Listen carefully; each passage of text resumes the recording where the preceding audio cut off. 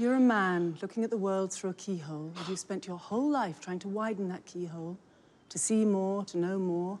And now, on hearing that it can be widened in ways you can't imagine, you reject the possibility. No, I reject it because I do not believe in fairy tales about chakras or energy or the power of belief. There is no such thing as spirit. To get a call and be invited to join the Marvel Universe is a kind of good day.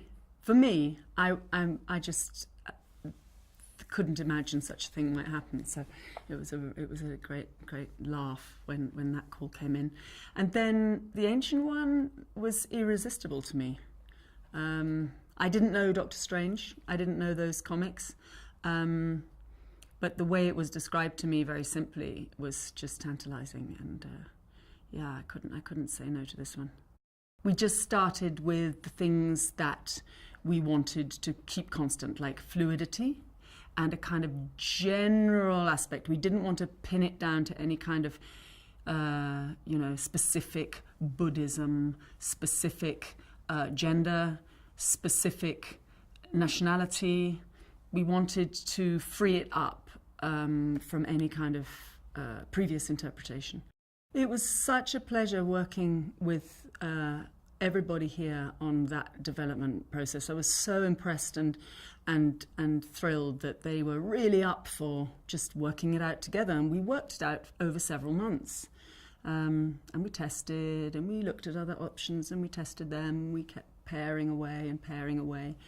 And as I say, with the Ancient One, we wanted to go for something very fluid, very sort of non-specific and pure and ageless. And that doesn't mean either young or old. It just means ageless. And it doesn't mean either male or female. It just means kind of gender-free. And so we ended up going for something pretty raw and simple and modern and kind of ancient.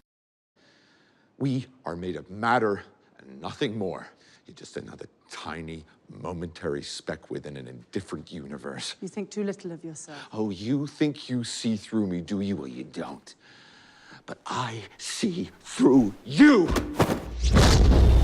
So Stephen Strange is this incredibly brilliant, super arrogant, very entitled neurosurgeon who is in New York, fixing people brilliantly, taking all the credit, taking all the money, super rich as a result, and not exactly digging deep spiritually, you might say. And he has a car crash and he loses the use of his hands, and it's kind of a disaster. And he spends all his money having hundreds of operations, well, 9 I think it is actually, to have his hands put back together, and they don't work. So he's really at the end of it, and he's out of cash, and he's alienated his girlfriend, and he hears that there is this guy who he knew was paralyzed, has been walking around, and the reason he's walking around is because he went to this famous healer, or this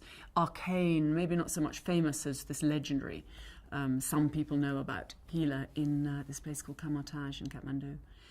And so he basically spends his last pennies on a ticket and goes to Nepal and finds the Ancient One, who is not at all what he expected.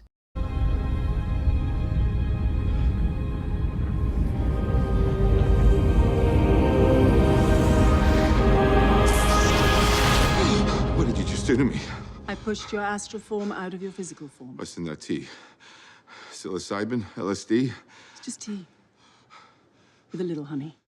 Benedict has got the brains and the wit to know how to play, as we know from his great Sherlock Holmes, a really arrogant so-and-so who you kind of want to see brought down a peg or two, and he does it absolutely brilliantly. He does it brilliantly in Sherlock, and he does it really beautifully here.